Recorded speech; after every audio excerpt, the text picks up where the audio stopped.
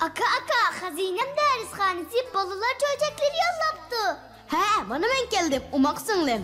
Balılar çöçekleri anlamakçı bolsanız Hazinem YouTube kanalına koşulun. Abone olmayı ve like atmayı Ve bildirimleri açmayı unutmayın.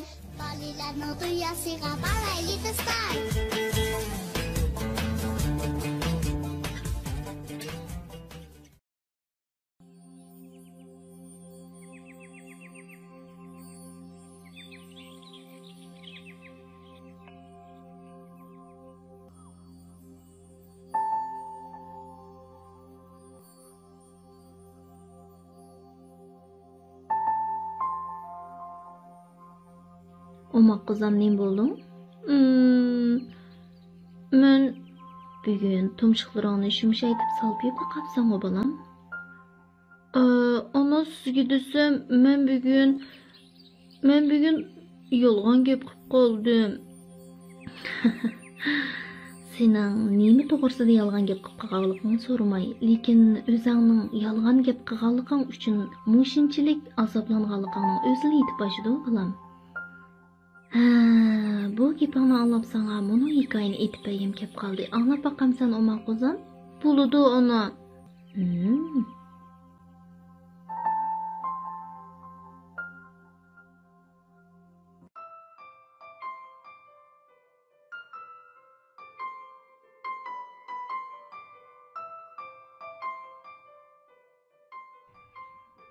Bir çevendaz bilen onun çakırı sefer qıptı. Çevendaz daldı ketip etip tosattan bir çoğun tülkünü görüp kaptı da. Pah, nemi degen çoğun tülkü bu? Dep hayran kaptı. Bunu anlagan poçi çakırı derhal hocayınıga. Siz bu tülkünü çoğun demsiz dexe, men sizge desem aldığınqı düşünücü atlık ötkenimde. U yerdeki tülküle bu yerdeki kalıdı mı yoğan idi? Dep po etipti.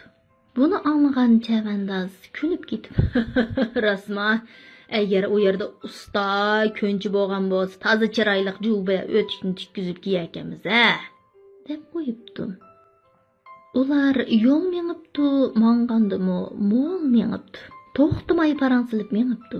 Çevendaz tosatdyn, meňip mundaq depdi. Bizning oldymyzda bir daryo bar. Men ümit qilimanki, men bugün şu daryoga kilişdin owal yalgan gep qip qilishdan özümni qattiq agahlandırıp turşum kerak. Çakar, tosatdyly bundaq dep qaldyňyz-go hojaýyn.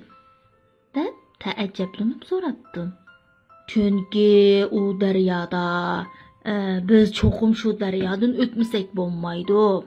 Lekin u daryo yalgan gep qıgıçyny eqitip äkitdi. Bir egiz yalgan gep qıgan adamy u daryodan terik ötemeýdi.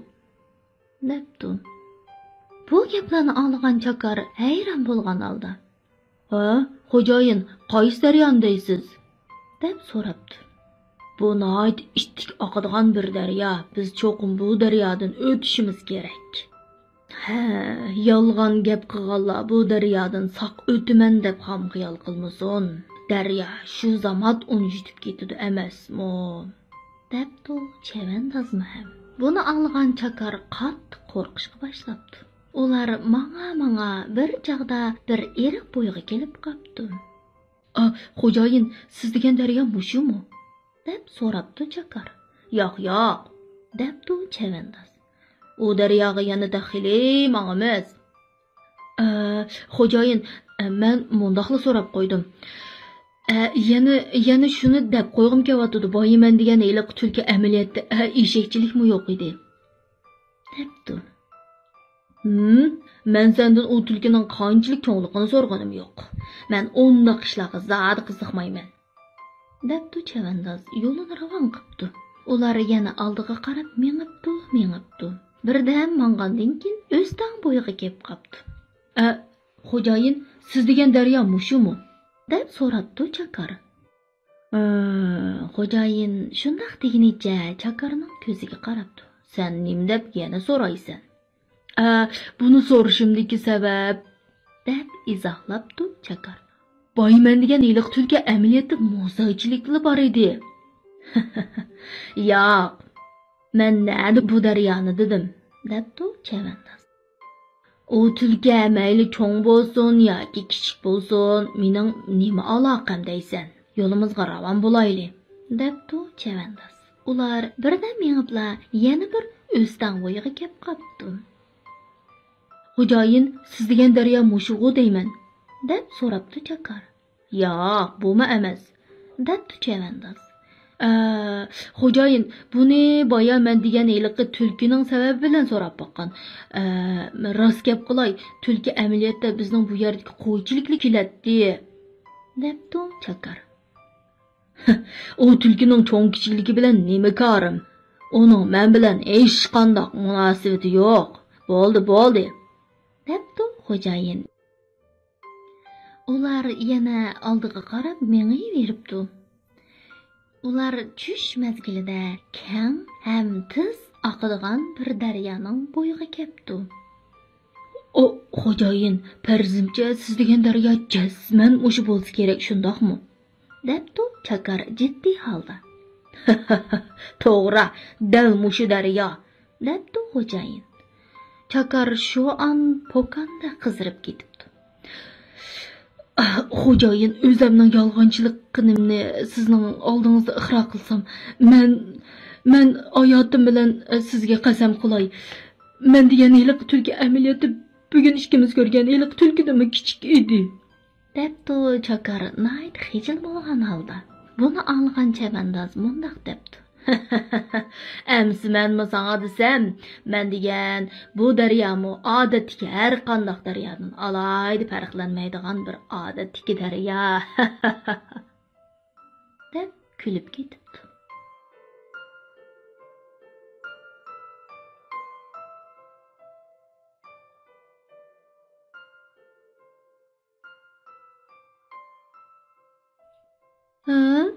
Ona, anladingmi balam? Yolg'onchilik har vaqt bizni beorom qiladi. Qalbimizning tinish turgan ko'ldek holatini sarosimga soladi. Shunlashqa biz yolg'on gaplarni qilmasligimiz kerak balam. Tushundim.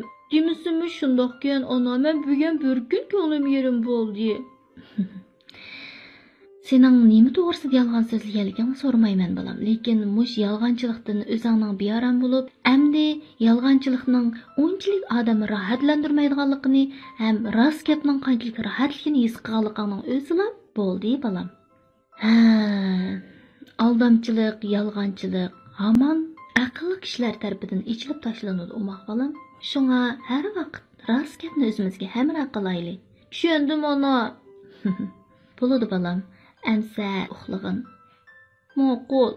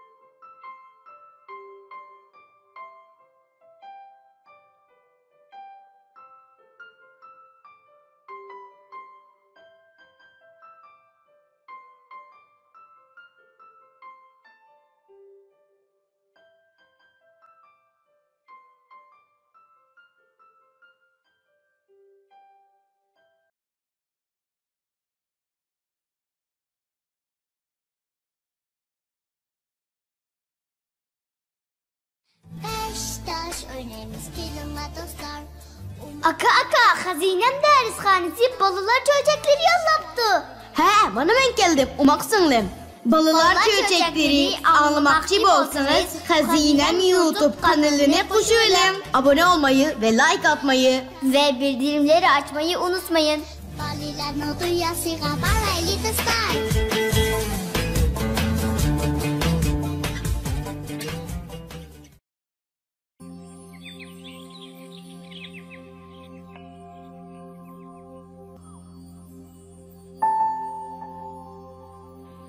Apa, Oma kızım. siz küçük vaqtingizdagi cho'nglardan sizga aytib bergan hikoyalardan bir hikoyani aytib bering ha? Oma balam. Bu umaq gaplaringiz bilan dadamni eslab qoldim. Kichik vaqtimda dadam menga aytib bergan cho'chaklarni sizga aytib beray. Anglab beqqan bo'lamdi? Tulki bilan turna hikoyasini aytib beray bo'lamdi? Bo'ladi. Tulki bilan turna.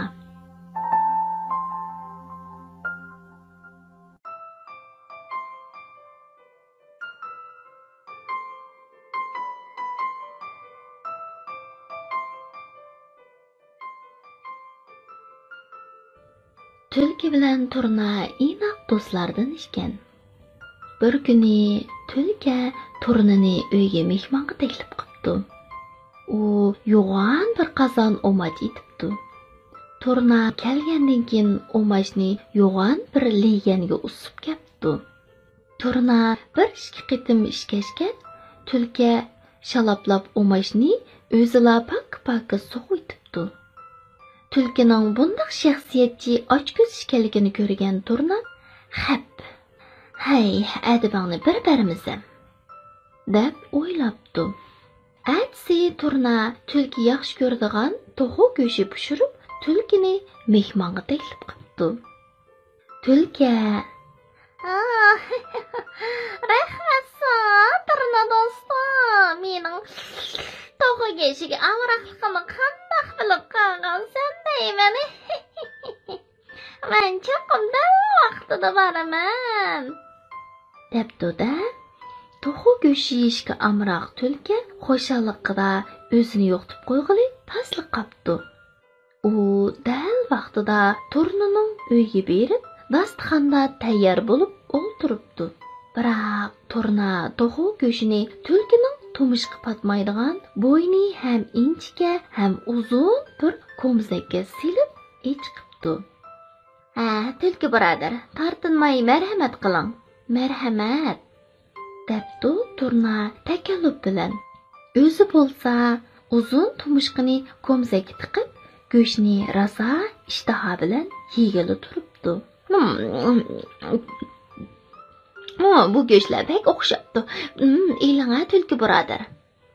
Tulka tumushqini ko'mzakning og'ziga undoqmi sapiy qilibdi, mundoqmi sapiy qilibdi. Lekin hech potqizolmay, nailoj ko'zini paqirtib qarab o'ltiribdi. Voy, tulki birodar.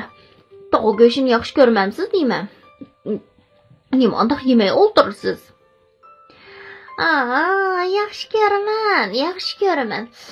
Biroq og'zimga ololmayapman. Tulka bu gapni deyish bilan tangla tunigangi ish esiga kelib, xijillikdan beshini tuvan sotdi. U turnaga o'zining xatoligini tuzatishga va'da qildi. Shuningdan keyin ular topgan esil narsalarni tang yeydigan bo'ldi.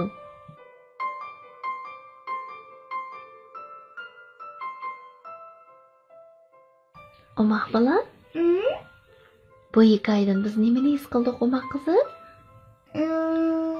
Agar bu narsani olib berib qo'ysa, men bu yemaydigan dadablar endi iliqib og'ziga yo'g'on bo'lgandan keyin uni yalaydi.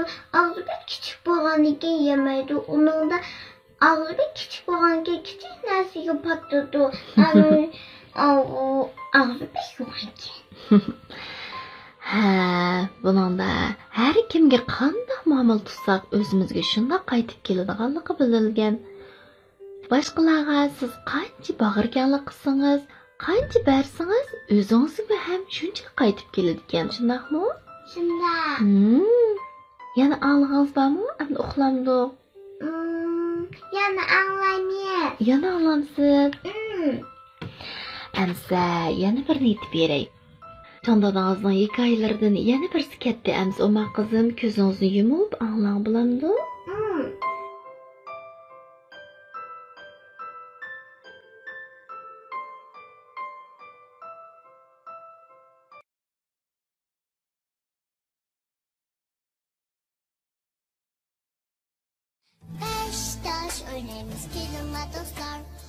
Aka, xazinem dershanesi balılar çöçekleri yollaptı. He, bana ben geldim, umak singlim. Balılar çöçekleri anlamakçı bolsanız Hazinem YouTube kanalına qo'shiling. Abone olmayı ve like atmayı Ve bildirimleri açmayı unutmayın.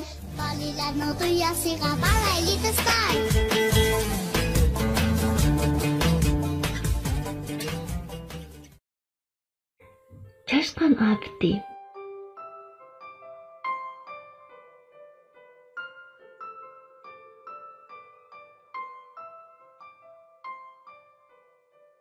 Burungi zamonda bir qadimiy podshohlikda Chashqan abdi bo'libdi.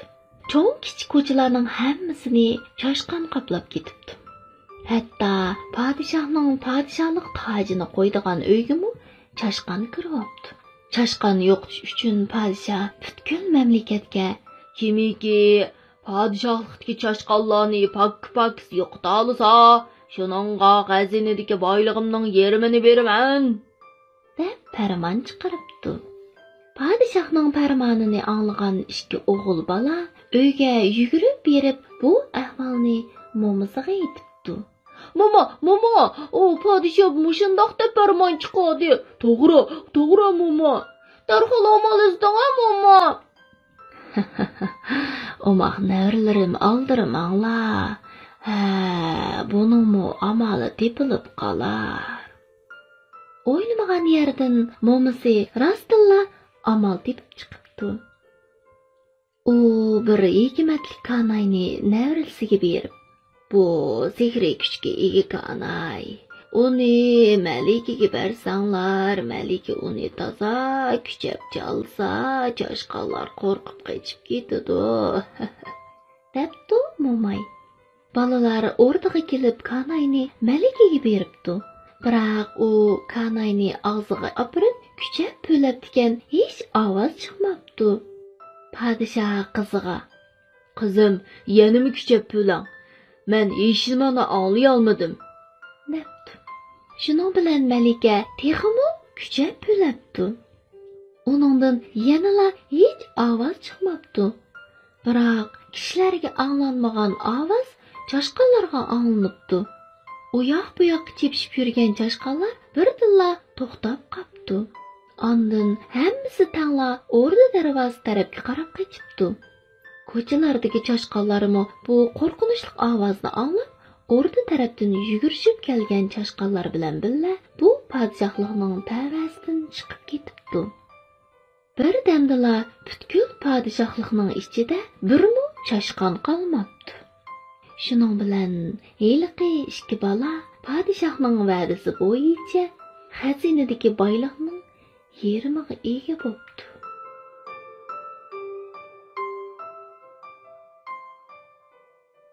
Umoq bilan endi uxlamdi. Atdi yana men sizga chondadingiz aytgan hikoyalarni aslab, sarxil hikoyalarni aytib berman bo'lamdi. Bo'ladi. Uxlayli balam, kech bo'lib qopti, bo'lamdi. Xayrli kech.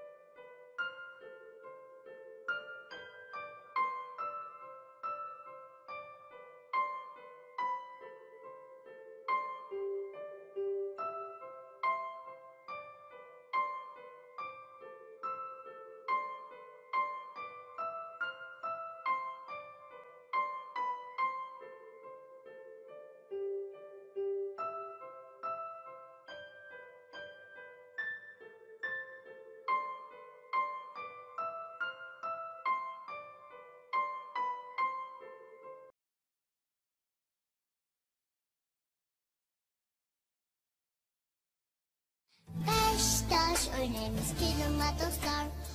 Aka, hazinem dershanesi balılar çöçekleri yollaptı. He, bana ben geldim. Umaksınlım. Balılar çöçekleri anlamakçı bolsanız Hazinem YouTube kanalına koşulun. Abone olmayı ve like atmayı. Ve bildirimleri açmayı unutmayın. Balilan no duyası kabaraylı dostlar.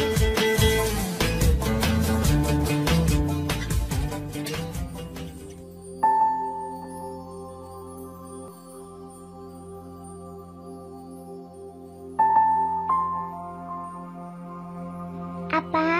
Mahbalam, Kunda çoğun adamlar hikayesini anlaydıklarımız büyük momamla hikayesini anlaylı.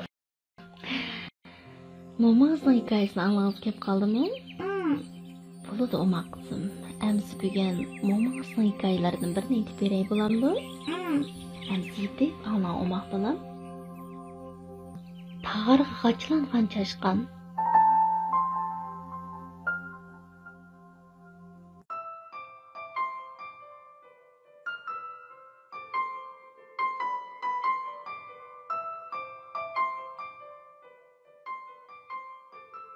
Bir qitim bir neçe çaşkan bir dehqonning sengag'a g'ippi kirib opti.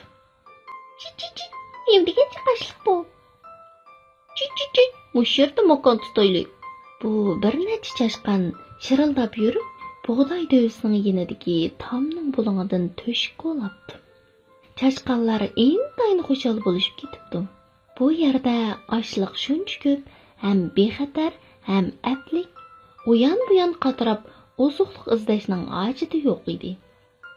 Bo'lmasa, tag'il aslan uchrab qolsa, ya quloqdan, ya quyruqdan, hatto aplashmasa, jondan ayriladigan ish. Chashqanlar bu songning ichida xushal yashapti. Hech qanday ham xatarga yo'liqmabdi. Ba'zida dehqon tag'ar go'rchigini ko'tarib bug'doy olg'iga kirganda, chashqanlar bug'doy dovisining ichida jim turib oladi ekan. Bug'doy dovisi shuncha cho'ng bo'lg'achqa, dehqon ularni faqat bayqay olmaydi ekan. Kunlar shundoq o'taveribdi. Bug'doy dovisimi barg'an siri kichiklab ketibdi. Bir kuni chashqanlar bug'doy dovisi ichida nashta qilayotganida dehqon kirib kelibdi-da, chashqanlar o'zini daldiga ilib bo'lguncha ularni bug'doy bilan birga ko'rib, tag'arga qachlab, og'zini bo'g'ib, mo'rsiga otib mengibdi. Chashqanlarning qo'rqib jon-pini chiqib ketibdi. Voyjon, bizni amdinaga opirdiqandu. Gap qilma. Tag'arning ichi qop-qorong'u. Hech nimani ko'rgil bo'lmaydi ekan. Dehqon ularni zodi ko'tirib na kelib mangandi. Umaq bolam, davomini anglab boqamsiz? Chashqanlar eliq tag'ar bilan birga cho'ng haro'g'i silinibdi. Buvay arvini tartgan peti tuymanga qarab mengibdi.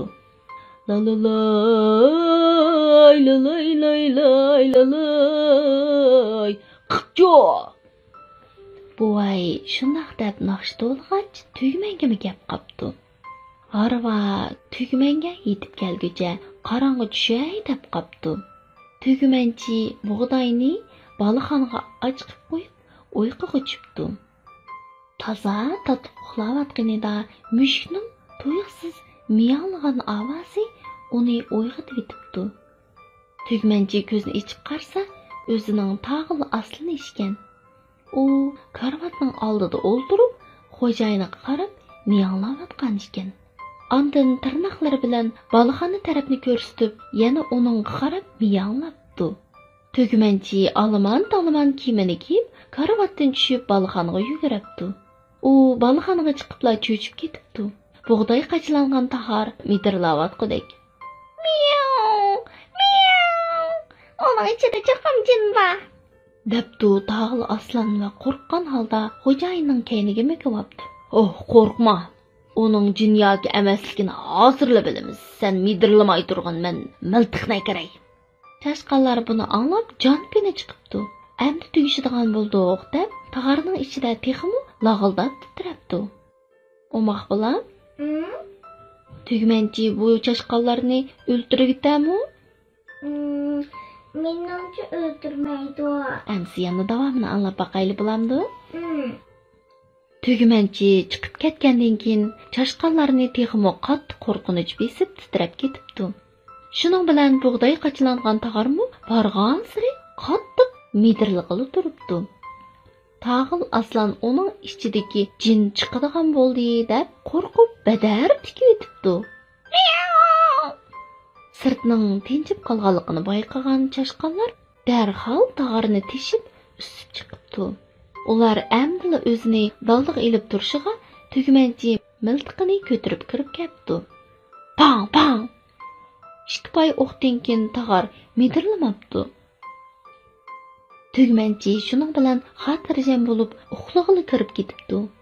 Tugmanchining ketganligini ko'rgan chashqanlar mukingan yeridan sug'urilib chiqibdi.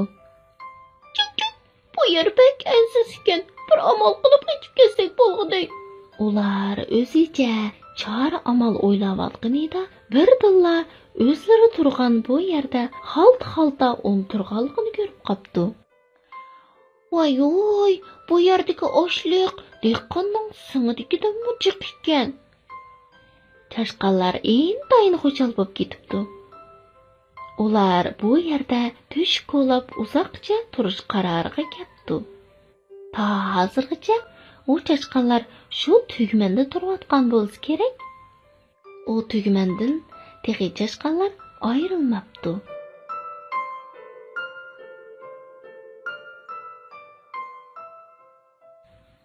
Uma qizim, momangizning hikoyasini angladingiz?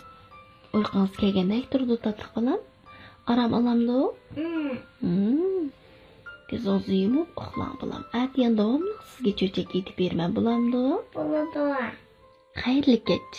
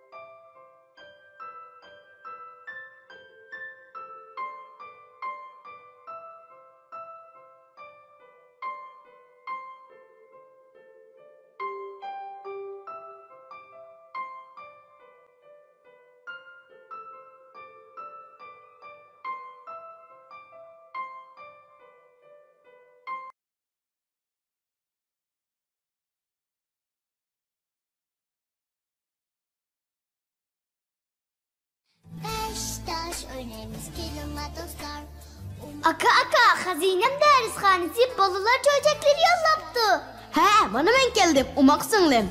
Balılar çöçekleri anlamakçı olsanız Hazinem YouTube kanalına koşulun. Abone olmayı ve like atmayı Ve bildirimleri açmayı unutmayın.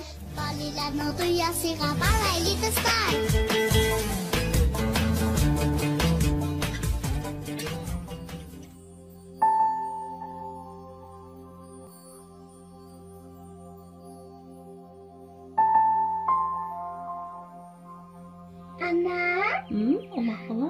neçə gün oldu John dadam itibərgən hikayələrini itibəmdə oldu, hələ oldu. Peki ağlınız geldi Uma hala? Əmsə, dadamın hikayelerden bir neçini itib berey.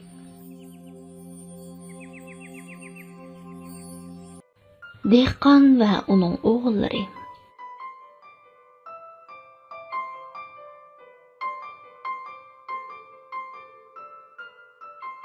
Bir dehqonning kesili ig'irlashib, o'lay deb qopdi. U ikki o'g'lini oldiga chaqirib, mundaq debdi. Balalarım, mening umrim uzoqqa bormaydi. Men sizlarga ozroq miros qoldirib qo'ydim. Men o'lgandan keyin uni o'zinglar tepib olinglar. debdi. Biroq dada uni qaysi tekna ostiga ko'mib qo'ydingiz? Buvay og'zini birli ichib, hech gap qilolmayla ko'zini yumibdi. Dadasi o'lgandan keyin Akuk ishkaylan go'rchikini ko'tarib uzumlikka kepti. Biroq bunchig'la kang yerning nariga ko'mgandu, iloj yo'q ikkaylan marasni topolmay qolmayli deb yerni bir boshdan qazg'ili turibdi. Qoz qizilmagan yer barg'an siroz qapti. Lekin hech nima topolmabdi. Ular yana qizibdi. Bütün üzümlikni bir ret ostin oldirib chiqibdi. Lekin mirasning qarsimi ko'rinmabdi. Aka, dadam bizni oldidimi nima? Yo'q. Ha, u mirasni mush yerga ko'mdim dedi. Cho'qim mush yerda. Balkim biz ancha cho'nqur ko'lmagan bo'lsak kerak, davomliq ko'layli. Bo'ldi aka, undaq bo'lsa to'pini biz yana bir qavat og'dirayli. Aka uka ishkaylan darhol tutish qilib, uzumlikni yana bir ret og'dirib chiqibdi. Biroq mirasdan yanala hech izdirak bo'lmabdi. Aka uka ishkaylan mirasning naga ko'milganligi ustida g'am qilib yurganida hosil oladigan vaqt yetib ketdi. Bu yilgi uzum qaltis o'xshab ketibdi. Dal shu chog'da aka uka ishkaylan uydagilarni boshlab üzüm üzüvitib, dadasining so'zini birdilla tushunibdi. Üzümlikka ko'milgan miras mana mush emasmi? Biroq ular uningga jafoliq emgak orqali ega bo'la olibdi.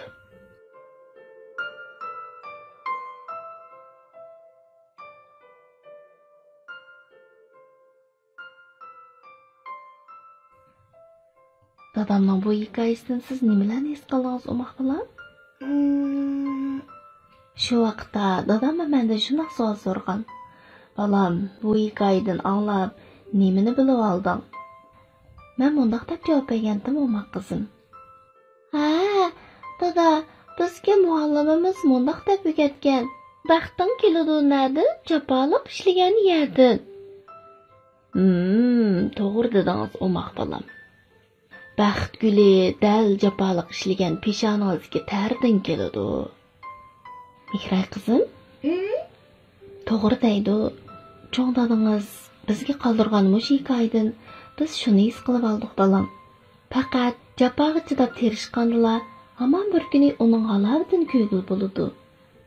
Sizmi o'rganishda charchisingizmi, harsingizmi, bo'shashmoq bo'lamdi, o'moq qizim? Amsi orom olamdi? Aytgan davomliq yana hikoyalarni aytib beray bo'lamdi? Uxlaydi o'moq bilan. Yaxshi tushlar sizga hamroh bo'lsin.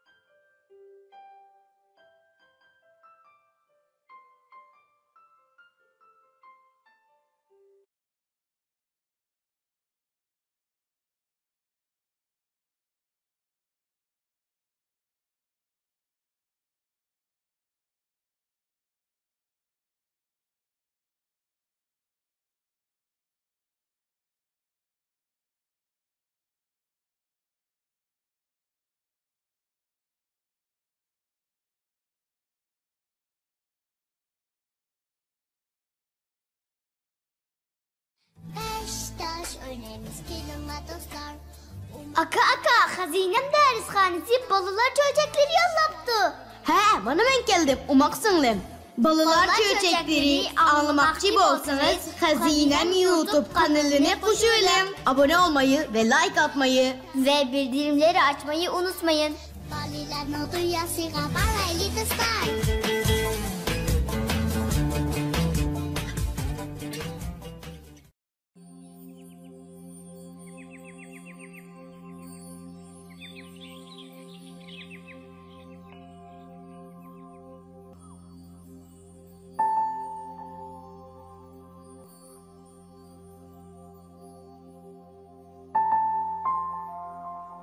Ailənin bəxti, aləmnin şadlığı, omaq-çeçən dostlar, yaxşımsızlar?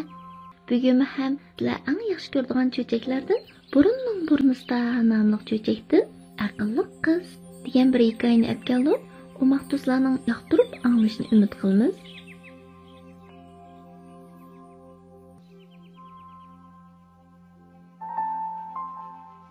Qadimki zamonda keng bir yaylaq bar ekan.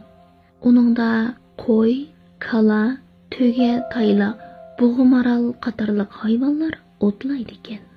Bu yaylaqning atrofi qavat-qavat egiz tog'lar bilan o'ralgan bo'lib, qo'yni bakmo iliq ekan.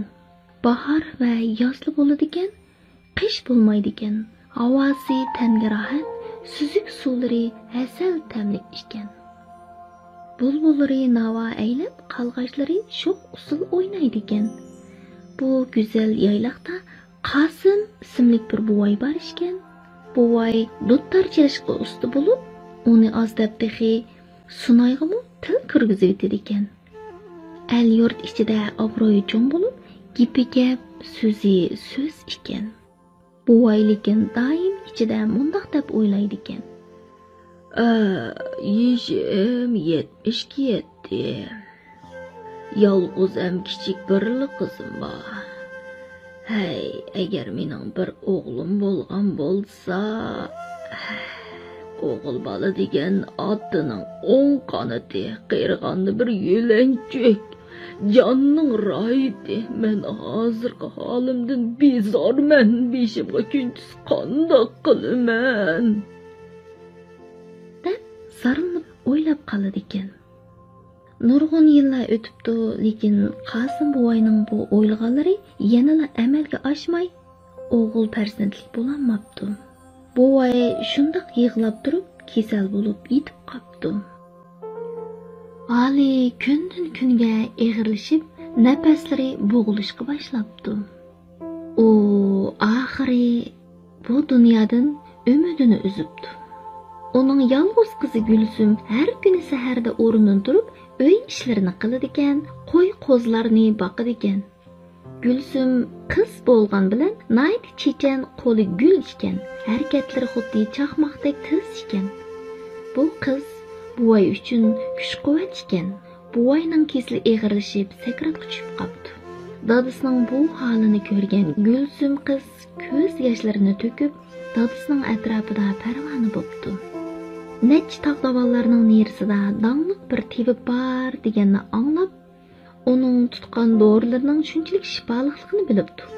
Gülsüm oxiri yo'l tayyorlik qilib, bo'yniga o'q ya yeniga shamshar isib yo'lga chiqibdi.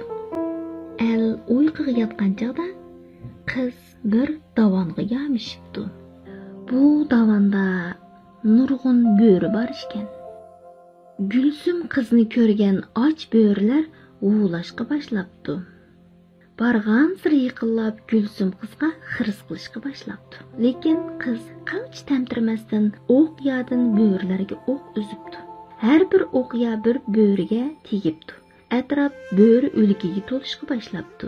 Biroq bo'ri bek ko'p ekan. Hozirlashgan bo'rilar ha deb hujum qilib, Gülsüm qizni tamtiratmoqchi bo'lishibdi. Qiz terlab, tepchirab bir hazar jang qilibdi. Oxiri o'q tugab besh qetibdi. Shu chaqda uning esiga cho'nglarning mono gibi yog'dag'i ketibdi. Bo'ri o't va yo'riqlikdan qo'rqdi. Qiz darhol bu gap bilan tang quruq o'tin, shox-shumbularni to'plabdi. Qizda sarang yo'q ekan.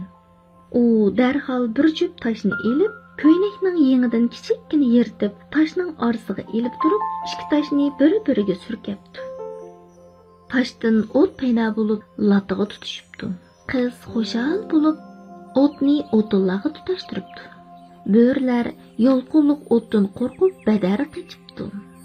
Qiz yo'lini davomlashtiribdi. Tog' davan cho'llarni besib, cho'lpon tutgan chaqda, qarong'i tushay degan chaqda tibib bor mahalga yetib kelibdi. U tibibni tepib, dori darmakni elib, orqasiga yenibdi. Yo'lg'unlar, gul, giyohlar xush tabassum bilan qizga ta'zim qilishibdi. Gulsum qizning elib kelgan dorisi buvayga shifo qilibdi. Buvay saqiyibdi. İştahası günden kunga ichilib g'izonini obdan yeydigan bo'pti. Qizning botirligidan rozi bo'lgan Qosim buvay, "Qizim, mening aqlim chol ekan, meni kechiring, qizim.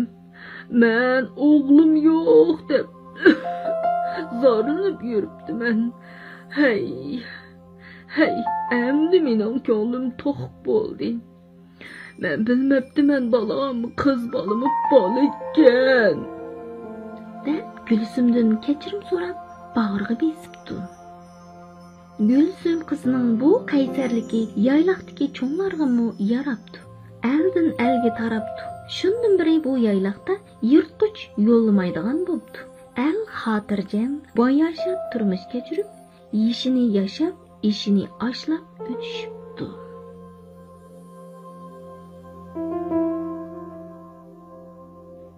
Omoqchi do'stlar, bu cho'chakdan Gulsumning nayda aqlli qiz ekanligini bildik, shundaqku? Amaliyotda botirlik o'g'illarga emas, qizlarga xos bir xislat. Bugungi bu cho'chkimiz nishon oxirlashdi. Aytgan mush vaqtda cho'chak anglashni unutib qolmaylik. Xayr, xo'sh,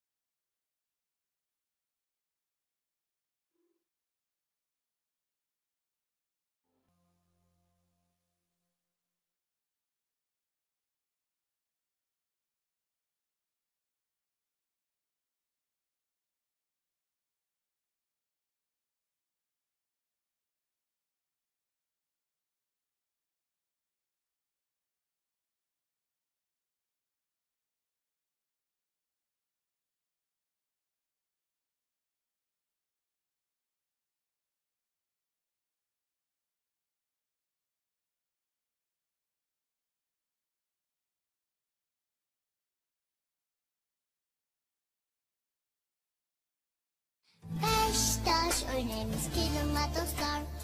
Aka, hazinem dershanesi balılar çöçekleri yollaptı. He, bana ben geldim. Umak singlim. Balılar çöçekleri anlamakçı bolsanız Hazinem YouTube kanalına qo'shiling. Abone olmayı ve like atmayı Ve bildirimleri açmayı unutmayın. Balilarni tuyasiga balayli do'stlar.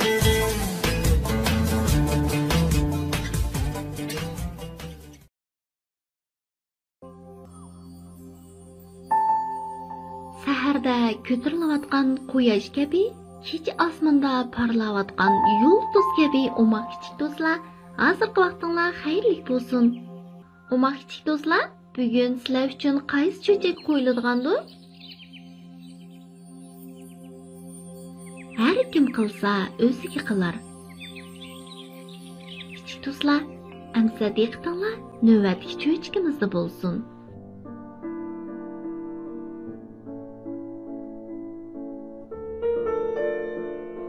Burungi zamonda bir nomrod buvay yashagan ekan.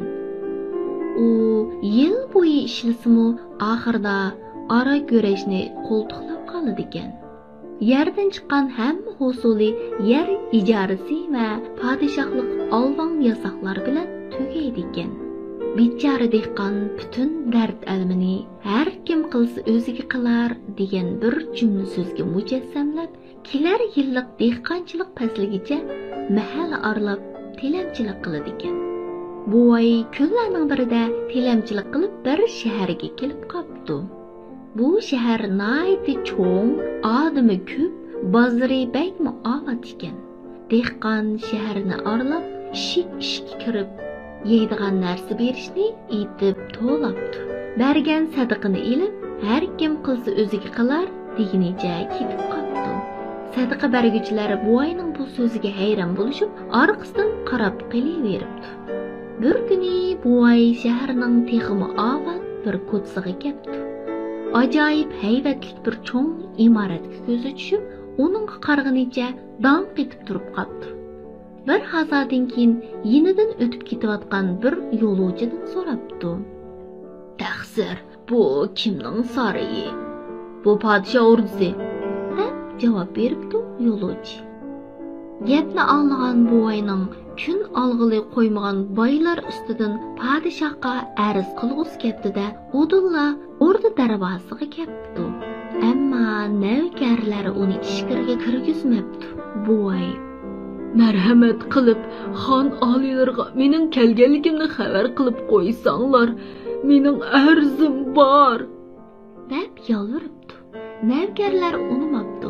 Buvaymo o'z talabida ching turibdi.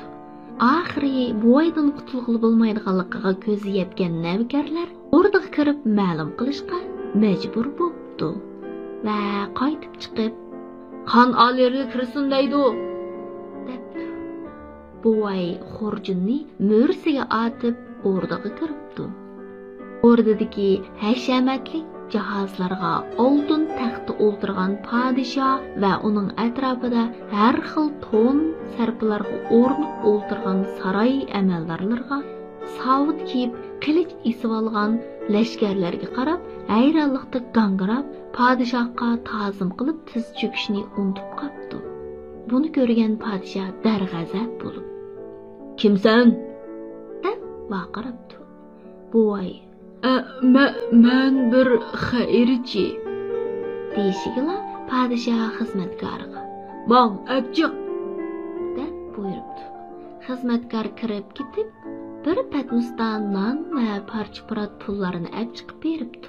Buvay ikki qo'lini egiz ko'tarib, "Har kim qilsa o'ziga qilar, rahmat" deginicha sadaqani xurjiniga solibdi. Navkarlar uni so'ratkizib o'rdadan chiqarib ketibdi.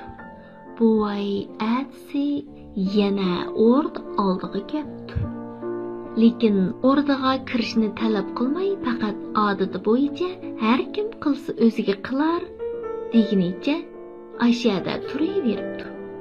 Ishdiki chakar kirib, podshohning sadaqasini olib chiqib beribdi. Buvay o'gini yana keldi. Buni anlagan podshohning g'azbi kelib xizmatkorga "Divoniga sadaqa bermay haydash o'rdining sha'niga sat ish. Hay, bugun oz to'la narsa berib yo'lga selivat. Ondan navoyga toplab qo'y. Bu qalandarga atab, o'g'si bilan yug'urib bir to'qash yiqib qo'ysin. Yana kelsa shuni berala. O'libdi tugisin" debdi. Buyruq bejar keltirilibdi. Atsi buvay yana kelib, odatini takrorlabdi. Xizmatkor kirib ketib, qizirib chiroyli pishgan bir to'qashni olib chiqib beribdi. Buvay o'z yo'liga ketaveribdi. Endi gapni boshqa yoqdan anglaylik. Podshohning dunyolikda birla o'g'li bo'lib, u o'g'lashqa bakmu avaskor ishgan. Bu qitim shahzoda o'da uzoq yurib qolg'achqa o'zga tugab qopdi. Shaharga yiqilishib ketayotganida shahzoda choparmanlarga yigidek biror narsa tepib kelish to'g'risida buyruq beribdi. Choparman ot choptirib ketib etib, eliqi buvayga uchrab qopdi.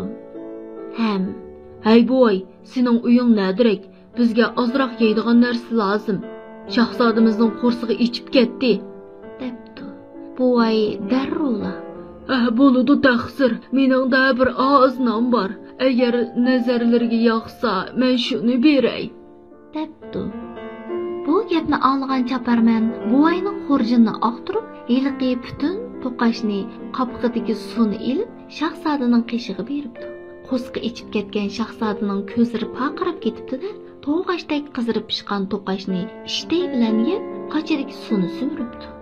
Tugitib yeb bo'lmayla shahzodaning chiroyi ko'kirib ketibdi. U to'lg'inib voy-voylashga boshlabdi. Bu holni ko'rgan navkarlar o'la terilishga qaramay shahzodani o'rniga ilib ketdi. Tabiblar tomirini tutib ko'rib, shahzodaning zaharlanganligini aytibdi. Shahzoda o'libdi. Dunyolikdagi birdan-bir yolg'iz o'g'lidan ayrilib qolgan podshoh darhol navkarlarni chaqirib, o'g'lining nima yeganligini so'rabdi. Navkarlar ahvolni aytibdi. Podshoh darrov berib shu buvayni tutib kelishni buyuribdi. Navkarlar ko'p o'tmay yiliqi buvayni tepib ketdi. "Hay qarang, mening o'g'limga nima berding?" deb g'azablangan holda yig'lamsirab vaqirabdi podshoh. "Podshohim, men tunugun oliylari hadiya qilgan to'qashni texi yemagan edim. Bugun yo'lda ketayotsam bir navkar shahzodaning o'ziga tugab qo'sqi ichib ketdi deb xorjinimni og'tirib, oshu butun to'qashni ilib olgan edi" debdi buvay qo'rqqan edi.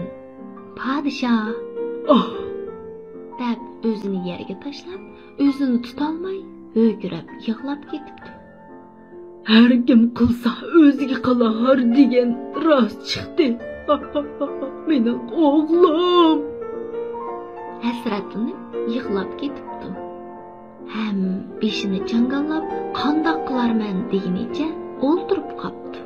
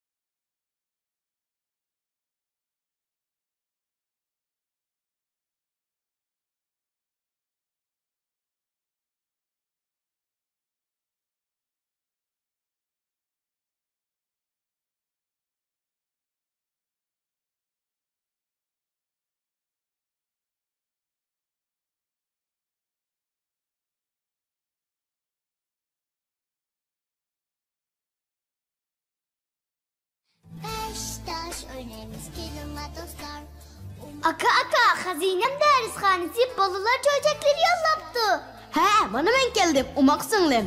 Balalar çocukları anlamakçı bolsanız Hazinem YouTube kanalına koşulun. Abone olmayı ve like atmayı Ve bildirimleri açmayı unutmayın.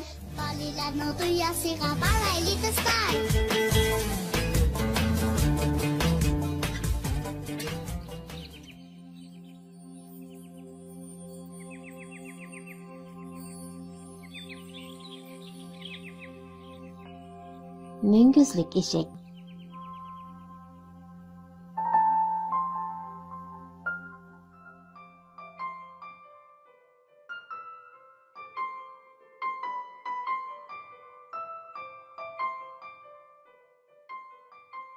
Eşek özünün eşek bulup tug'ilganligidan norozi bo'lgan bo'lib qapti.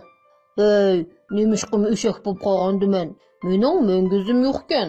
Boshqa bir hayvon bo'lib qolgan bo'lsam, cho'qim mengizim bor bo'ladi. Mengizsiz eşek bo'lish nima degan azob be?"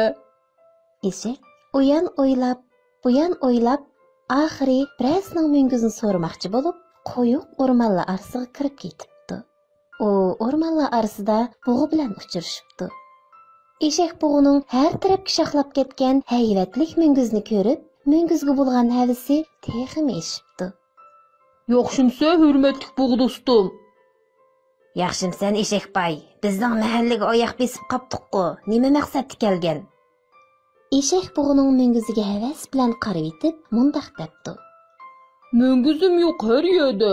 Yaşap keldim qiynalib. Müngüzüngni ber manga. Tezim qulay tuzlanib. Men müngüzlik bolsamla muradımga yetetdim. Eshaklardan ayrılıp yiroqlarga ketetdim. Bu eshakning o'rinsiz talabini anglab, miqqida kulibdi. Shundaqdimi, eshakka adab bilan javob beribdi. Müngüzümni so'rama. Onu sana bermayman. Men onundan ayrılsam bir gün hayat yürümeymen. Eshak bug'uning gapini anglab, texmi turolmay qapti. Qaranglar, o müngüzden ayrılsa bir gün hayat yürelmeydiken. Men bir ömür müngüzsiz yaşapmı yeni çidap yürüptümen. Emdi çoqum müngüzge erişimsem bulmaydı. deb o'ylabdi-da, yana bug'iga yelinibdi. Biroq bug' eshakka mundaq debdi. Müngüzü bay eshakni hech kim eshak demaydi. Sening eshakligingni do'stlaringmi bilmaydi. Eshak bug'iga yalvurishni to'xtatmabdi. Meni o set eşekle tonumusu meyliğu. Müngüzlik bop seningdek yursam memi peyziğu. Shu chaqda o'chilarning qiyochiyasi anglanibdi. Bug'i qo'rqib, o'rmonlar orasiga kirib ketibdi. Ko'p o'tmay, o'chilar o miltiqlarini ko'tarib, eshakka qarabmi qo'ymay, bug'ini qo'g'lab ketibdi. Eshak endi nadimi müngüz toparman deb o'rmonlikda yana xeyli uzungacha qatirab yuribdi. U bir chaqda o'rmonlikda qo'rqib, tamtirab yurgan bug'ini uchirtibdi. Nemi buldun buğucan? Buncha qo'rqib buduqib. Qoldingmi bu o'rmonda cho'ng xatarga yo'liqib. Bug'i eshakni ko'rib, uning oq ko'ngillik bilan tushuntiribdi. Bo'lsa mendek müngüzüng, uchiq yem bo'labding. Müngüzüng yo'q bo'lishni sen arzu qilatding. Eshak bu gapni anglab, bug'i menga müngüzni berib yetadigan o'xshaydi deb xo'shal bo'lib mundaq debdi. Canım dostum sen bana bir yaxşılık qılıvet. Nemi bolsam bolayman, müngüzüngni berivet. Bug'i eshakka gap uqtirg'uli bo'lmaydiganligini bilib, xo'shmi demay o'rmonga kirib ketibdi. Eshakning müngüz izlab bormagan yeri qolmabdi. U oxiri tog' bag'rida o'tlayotgan tog' tekisining bir jup qilishdek müngüzni ko'rib, meningmi ashundaq müngüzim bo'lsa bek yaxshi bo'ladi deb o'ylabdi-da, teki bilan salomlashib, onundan müngüz so'rabdi. Müngüzümni so'rama. Onu sana bermayman.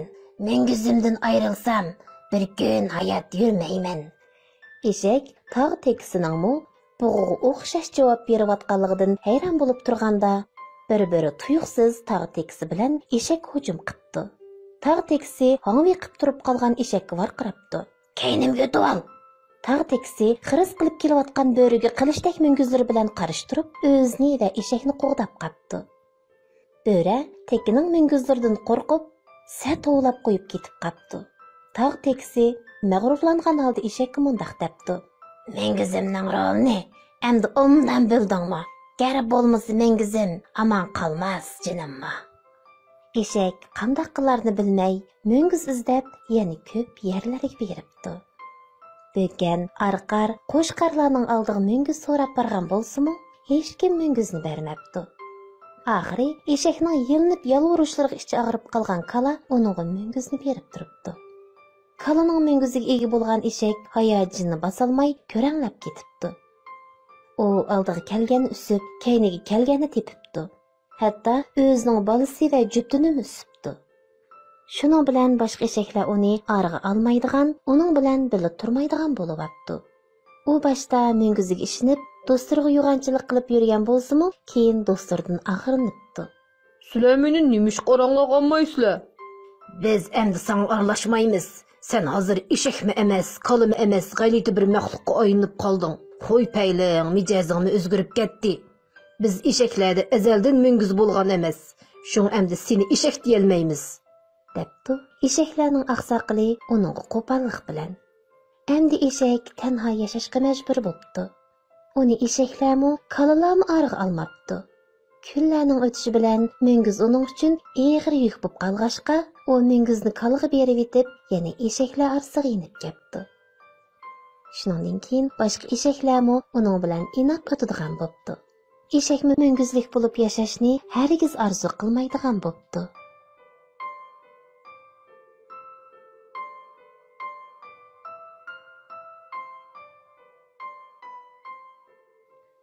Umaqlarim, yuqorida biz munguzlik eshak degan cho'chakni anglab o'tdik. Buningdan biz har vaqt boshqalarga qarg'ularcha havas qilib, o'zida bor bo'lgan afzalliklarga minnatdor bo'lmaydigan eshakning oxirida yanada o'zi bo'lib yashash qaroriga kelganligini, shundaqla oxiri eshaklar to'piga qaytib kelganligini bilib oldik. Amsa yana mush vaqtda Dilala hadanglar sizlarga texnik qiziqarli cho'chaklarni aytib berdi. Xayr xo'sh, omon bo'linglar.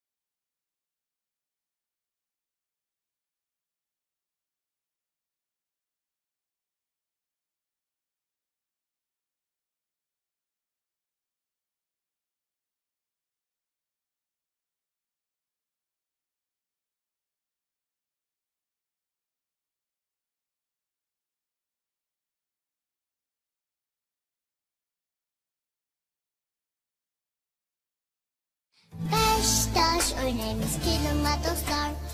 Aka hazinem dershanesi balılar çocukları yollaptı. He, mana men keldim, umak singlim. Balalar çöçekleri anlamakçı olsanız Hazinem YouTube kanalına koşulun. Abone olmayı ve like atmayı Ve bildirimleri açmayı unutmayın. Balilarning tuyasiga balayli do'stlar.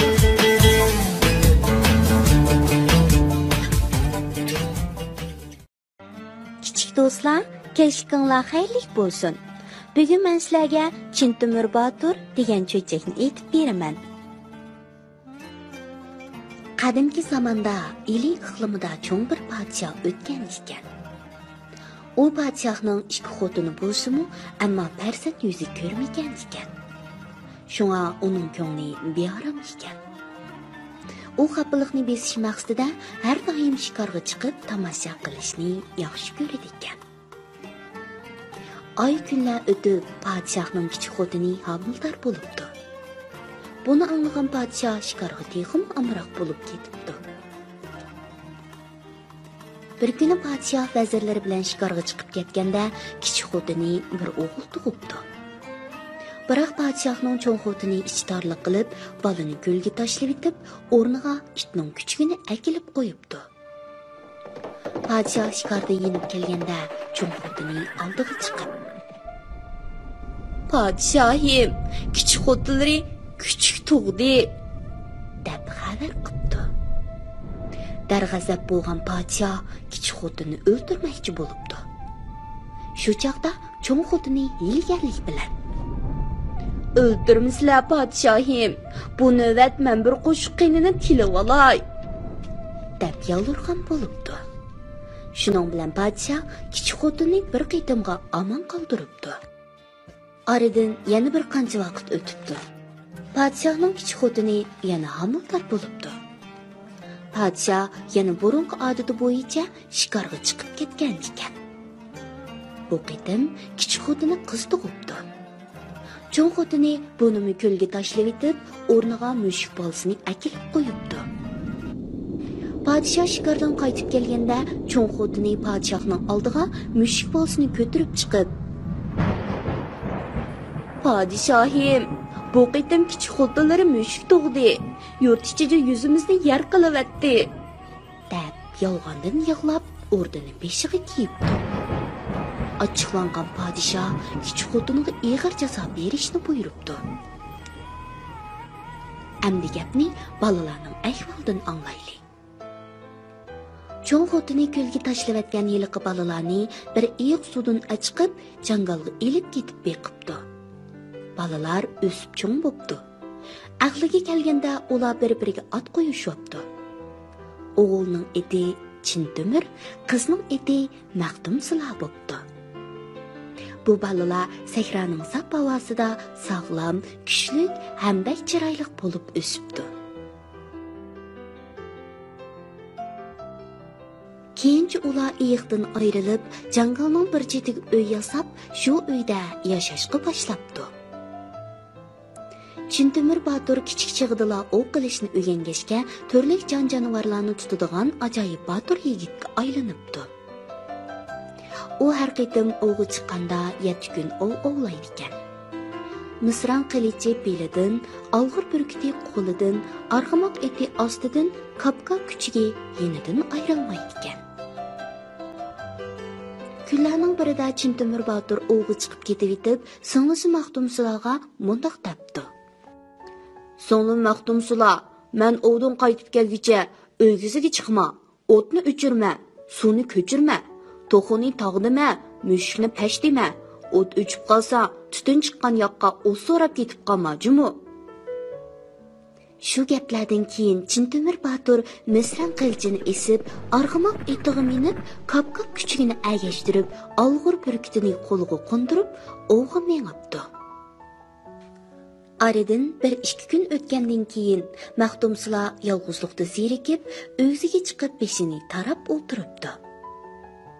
Mushuk bilan to'xusimu uningga agishib o'ziga chiqibdi. Mushuk miyovlab, to'xus qaqoqlab, Maqtumsulaning ichini fushiribdi. Maqtumsula mushukni pash, to'xusini tog' deb qo'g'labdi. Mushuk bilan to'xusi o'zidan tushib uyga kiribdi. Mushuk o'choq yiniga kelib cho'g'inni o'rib etibdi. To'xu kulni tatalabdi. Şunun bilan o'choqning o'ti o'chibdi. Maxtumsula uyga kirib, o'tning o'chib qolganligini ko'ribdi. Nihoyat qayg'urib, yana o'ksiga chiqibdi. Endi qandoqmi qilarman? deb yig'lab o'tirsa, o'ng tarafida itning ovozi anglanibdi. Sol tarafida tutun ko'rinibdi. Maxtumsulaga o't tepish qayg'usi tushibdi. Nima bo'lsin, peshonamning ko'ray, deb is chiqqan tarafga qarab mengibdi. Uzun mangandan keyin mo'risidan is chiqayotgan bir eski tom uyga yetib keldi. Qarog'udek bo'lsa, uy ichida bir qeri mo'may o'tirg'udek. Maxtumsula uning qishig'i kiribdi. Mo'may uning kimligini, uning nima uchun kelganligini so'rabdi. Maxtumsula hammani bir-birlab aytib beribdi. Mo'may Maxtumsulaning ikki qo'liga kul bilan teriq selib beribdi va bir tal tezakni tutashtirib, uni yog'ochga sanjib, og'ziga tishlatib qo'yibdi. Ondan Maxtumsulaga ikki qo'lingdagi kul bilan teriqni uyingga borguncha chechib borg'in, orqangga qaramag'in, debdi. Maxtumsula Mo'mayning deganini qilibdi. Shuningdan keyin Mo'mayning uyidan Maxtumsulaning uyigacha eliqi teriqlar o'nib balgi bo'lib qoldi. U Mo'may aslida 7 boshliq yalmog'iz ekan. Maxtumsula uni qat'iy bilmabdi. Maxtumsula o'tni ilib kelib, darrov o't yiqib bir qozon go'sht pishirishga boshlabdi. Kun o'tirib, qorong'i tushib, kech kirishi bilan eliq 7 boshliq yalmog'iz Mo'may ishga kelib, "Chetda bir batur, uyida babo, arg'i baq eti, eg'ilda bor bu, visra qilichi, qo'ziqda bor bu, olg'ur burkiti, o'rnida bormi, kap-kap kuchki, ishda bormi?" deb so'rabdi. Maxtumsula Mo'mayning ovozini anglab, uydan chiqmay turib, "Chintimir batur, uyida yo'qdir. Arg'imoq eti, eg'ilda yo'qdir. Misran qilichi, qo'ziqda yo'qdir. Olg'ir burkiti, o'rnida yo'qdir. Kap-kap kichigi, ishda yo'qdir", deb javob beribdi. Shuningdan keyin Mo'may 7 boshliq yalmog'iz surtib uyga kirib, avval qozondagi go'shtning hammasini yebdi. Ondan Maxtumsulaning uzun chichidan to'rus esib qo'yib, toppinni teshib, qinini sho'rabdi. Ketarchig'da Maxtumsulaga: "Mening bu yerga kelganligimni hech kimga aytma. Agar aytadigan bo'lsang, mendan zodi qutula olmaysan", deb po'pos qildi. Maxtumsula qo'rqqandan hech nima deyolmadi. Opis Chintimirning kelishini to'rt ko'z bilan kutibdi. Atsi kunkash bo'lishi bilan yilqi yalmog'iz Mo'may yana ketdi. Uyda bor narsalarni yeb bo'lib, ilgirgidek Maxtumsulaning qinini sho'rabdi. Bu ahvol bir necha kun shu xilda davomlashibdi. Mangzi anordek, o'sni guldek Maxtumsula kundan kunga mag'dursizlanib, zaprangdek sarg'ayib ketibdi. 7-chi kuni Chintimir Batur o'g'dan qaytib kelib, singlisini ko'rish bilan hayron bo'libdi. Ko'ngliga gumon to'libdi. Chunki singlisi Maxtumsula bir yil kasal bo'lgan odamdek sarg'ayib ketgan ekan.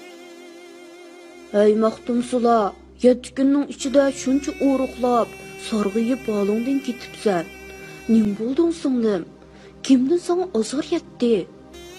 deb so'rabdi Chintimir Batur. Maxtumsula yig'lab turib, yalmog'iz Mo'mayning qilgan aytganlarini bir-birlab aksiga bayon qildi.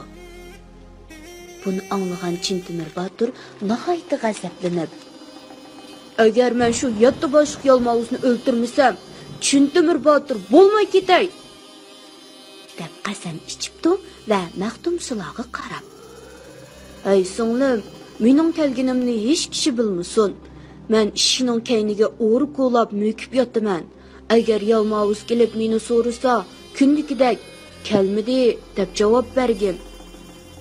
Debdi ondan itiga, burkutiga va kuchkiga qarab. Hey, vafodor jonivorlarim, agar yalmavuz mo'may kelsa, hech un chiqarmanglar. Bir amal qilib, uni qo'lga tushiraylik. Debdi. Bu jonivorlar Chintemir Boturning gapini uqdi ekan. Shunda qilib, Chintemir Botur maydasiga yatqat sabutini tengib, beshiga do'bilg'i kiyib, misran qilichini tutib, o'rdig'i mo'kinib yetibdi. Bir kamdan keyin Yalmavuz mo'may kelib, eshikning oldida to'xtabdi. Uning yuragi dupildab, badani shurkunib ketibdi. U bugun Chintemir Botur kelgan o'xshaydi. Qaytib ketmasam bo'lmas, deb yenibdi. Lekin nafsi qaytib ketishga qo'ymabdi. Mo'may Chintemir Boturning kelmaganligini bir so'rab ko'ray. Agar kelgini bo'lsa, qaytib ketay. Kelmagan bo'lsa, u vaqtda mening baxtim, deb o'ylab eshikka yaqin kelib, Chintemir Botur uyda babo, arg'avoq iti egildi babo, misra qilichi qo'ziqdi babo, alg'ir burkuti o'rtada babo, kapkap kichki eshikda babo, deb so'rabdi. Maxtumsizlar, Chintemir Botur uyida yo'qdir, arg'avoq iti egildi yo'qdir, misran qilichi qo'ziqda yo'qdir, alg'ir burkuti o'rnida yo'qdir, kapkap kichki eshikda yo'qdir, deb javob beribdi. Mo'mayning yuragi to'xtab, yatta beshining har biridan turli sadolarni chiqarib, havo guldirligandek kirib ketdi. Lekin ishkirga uyga kirmay, "Ey Maxtumsizlar, akang Chintemir Botur kelgan o'xshaydi. Uyingda odamning purqi bor-ku", debdi. Maxtumsizlar tamkinlik bilan, "Akam texi kelmadi. Agar kelgan bo'lsa, arg'umoq iti eg'ilda, misran qilichi qo'ziqda, alg'ir burkuti o'rnida, kapkap kichki eshikda bo'lmasmidi?" debdi. "Sen yolg'on aytibsan. Chintemir Botur aniq kelgan o'xshaydi. Odam purqi kelib turdi. U yushirib olgan o'xshaydi", debdi Yalmavuz mo'may. "Bugun akamning ko'ylak tambulni yuyib, suyini uyga to'kkan edim. Shuning purqi bo'lsa kerak", debdi Maxtumsizlar. Bu so'zni anglab, Yalmavuz mo'may ishkirga uyga kiribdi. Odati bo'yicha Maxtumsizlarni uzun chechidan to'riq esib, amdala qinini cho'raydab turishiga Chintemir Botur o'rnidan chiqib, misran qilichi bilan bir urg'an ekan. Yalmavuz mo'mayning bir ishi o'sib tushibdi. Va Chintemir Boturga qarab, "Bir beshimni oldim, qolgan 6 beshimga qandoq javob berasan?" deb qahri bilan elishishga kirishibdi. Elishish bir kech kunduz bo'ldi. Chintemir Botur uning yana bir beshini chekib tushiribdi. Yalmavuz mo'may uydan qochib chiqishning ilojisini topolmay, Chintemir Boturga yana esilibdi. Yana bir kech kunduz elishibdi. Chintemir Botur bu qitim Yalmavuz mo'mayning yana bir beshini chekib tushiribdi. Shu beshidan ayrilgan Yalmavuz texmi g'azab bilan tutishibdi. Chintemir Botur uning yana bir beshini urib tushiribdi. Yalmavuz mo'may u yoqdan bu yoqqa qochishga boshlabdi. Chintemir Botur uning 5-chi beshini kesib tushiribdi. Yalmavuz mo'may endi mag'dursizlanib, ko'zlari piyoladek bo'libdi. Ishning qochib chiqay desa, Maxtumsizlar qilish bilan chekib chiqarmabdi. Oxir Chintemir Botur Yalmavuz mo'mayning 6-chi beshini chekib tushiribdi. Endi Yalmavuz mo'mayning yal minguz deb atalgan bir beshi qapti. U amalsizlikdan qo'yinga aylanibdi-da, uyning to'nligidan chiqib ketib etib, "Hey Maxtumsizlar, xat to'xta", deb badar qechibdi. Çintemir Batur argımak etiği minip, bir beş kalgan Yalmavuz Momayning arkasından qoğlapdı. Maxtumsular bağlaqlıq kap-kap küçükini qoyup etipdi. Çintemir Batur Yalmavuz Momayga yetişipdi. Yalmavuz Momay nailaj Çintemir Baturga eslipdi. Ular keşkirgicha elishipdi. Angacha Çintemir Baturning kap-kap küçüğü yetip kelib, Yalmavuz Momayning paqalchiqidan tishlab tortibdi. Bir azdan keyin Yalmavuz Momay halsizlanib yiqilibdi. Kap-kap küçük uni talab o'ltiribdi. Çintemir Batur Yalmavuz Momayning 7-ci beshini elib, uyiga xushal qaytibdi. Kichik do'stlar, bu cho'chakni yoqtirdinglarmi? Meningcha sizlar bu cho'chakni anglab, Çintemir Batur va Maxtumsularning qo'rqmas, qaysar irodasini o'zinglarga ulgu qildinglar-ku deyman. Omoqlarim kashf bo'lib ketibdi. Amdichu baldir uxlanglar, ha?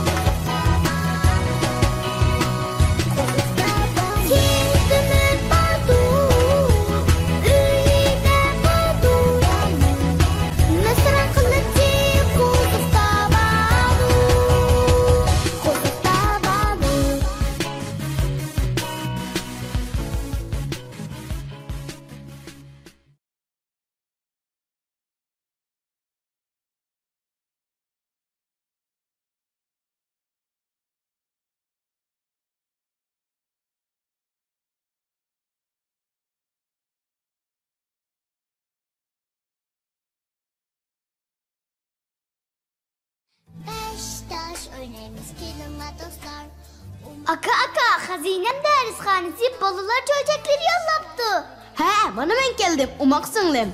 Balılar çöçekleri anlamakçı olsanız Hazinem YouTube kanalına koşulun. Abone olmayı ve like atmayı Ve bildirimleri açmayı unutmayın.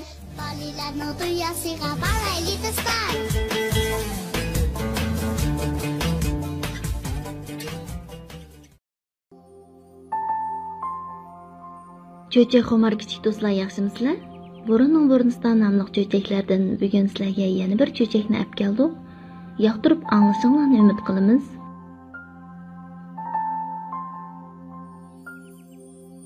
Temir tarozi yeb olgan chashqon.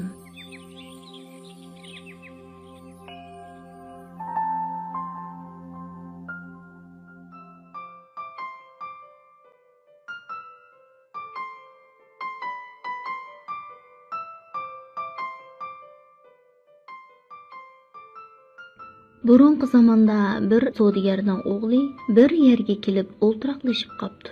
Uning urug' tuqqanlari orqa-orqadan o'lib tugabdi. Şuna u başqa yurtqa berib terikchilik qilishga majbur bo'pti. Uning 1000 qadoq to'mirdan yasalgan bir tarazisi bor ekan. U yo'lga chiqish oldida obdan o'tgan bir do'kondorga bu tarazini omonat qo'yib ketibdi. Biroq uning tali o'ngga tortmay zodi pul topolmabdi. U ilojsiz yurtga qaytib kelib, heliqi to'mir tarazisini qaytarib olmoqchi bo'pti. Kim bilsin u og'inisi qizil ko'zlik qilib, "Tarozini cho'chqa yeb ketdi" deb turibdi. Ajoyib g'alit ish-ku deb o'ylabdi savdogar ham mundaq debdi. 1000 qadoq ig'irliqdagi to'mir tarozini cho'chqani yeb ketadi a? U chandurmay yana mundaq debdi. Bu mu ehtimolliqqa yiroq emas. Cho'chqan albatta to'mir yeydi, chunki to'mir tatliq ham yumshoq emasmi, do'stim? Debdi noydi ishongan qiyofatda. Og'inisi ichidan xo'shal bo'lib ketibdi. Ham bu gapga savdogarning o'g'lining ishonganligidan shunchalik xo'shal bo'lib ketibdi. Ham oldirab tinab og'inisining qo'liga suv tayyorlab tomoqqa taklif qilmoqchi bo'libdi. Biroq yurtga qaytib kelgan mehmon yaqin atrofdagi daryo bo'yiga berib yuyinib kelmoqchi bo'libdi. Do'kondor o'zining orzuliq o'g'lidan mehmonga meva-cheva va kiyim-kechak avatkizibdi. Savdogarning o'g'li yuyinib bo'lgandan keyin heliqi balani yo'ldagi bir og'inisining uyiga yo'shirib qo'yib, ondan do'kondorning uyiga qaytib kelibdi. Tamoq vaqtida do'kondor o'g'lining yo'qligini ko'rib, sarosimaga tushib, "O'g'lim nerda qoldi? Men uni sana narsa kerak olib berishga avatgan, u nemishqa qaytib kelmadi?" deb jiddiy so'rabdi. Jiddiylashma og'ina.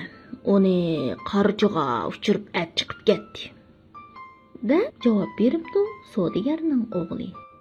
Bu gapni anglagan do'kondor cho'chib ketibdi-da, etilib kelib savdogarning yoqasidan olgan beti qozining oldiga so'rab beribdi.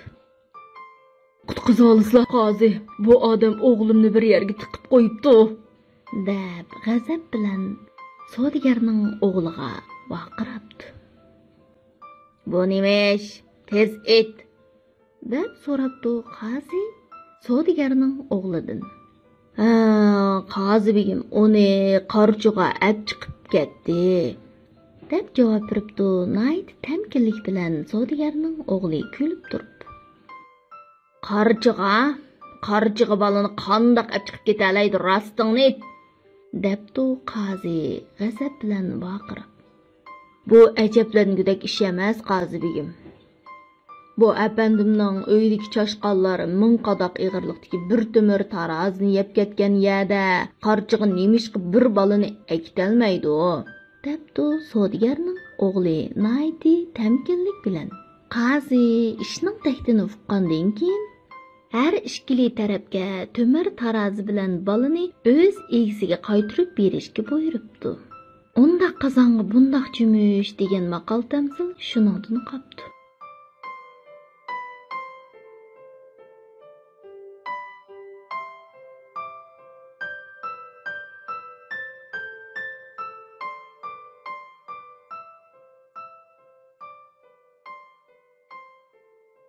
Omaq do'stlar, har kim boshqalarning rizqiga, o'ziga tava bo'lmagan narsalarga niyatini qilsa, o'zim ham o'xshash ziyon tortadi. O'zimizning bo'lmagan narsalarni egallab olsak, ham o'ktamli qilsak, oxiri yanala o'zimizmi boshqalarga o'xshash ziyon tortqushlardan bo'lib qoldik emas, shundaqmi? Omaq do'stlar, bugungi cho'chkimiz mishat oxirlashdi. Atki mush vaqtda yana yangi cho'chaklar sizlarni kutib turmoqda. Xayrli kech.